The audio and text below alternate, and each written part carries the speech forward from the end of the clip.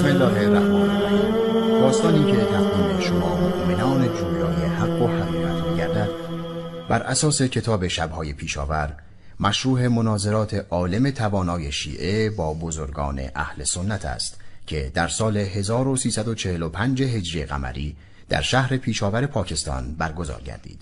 این کتاب یکی از جامع‌ترین و در عین حال شیرین‌ترین کتاب‌هایی است که در این زمینه نوشته شده‌اند. و اما شرح ماجرا. مرحوم سید محمد سلطان الواعظین شیرازی در 14 رجب 1345 قمری با دعوت جناب محمد سرورخان به پیشاور که یکی از شهرهای مرزی پنجاب است عازم می شود. در پیشاور در حسینیه مرحوم عادل بیک رسالدار منبر می رود که عده بسیاری از اهل سنت و شیعه مقیم پیشاور در این جلسات شرکت می کنند. در یکی از روزها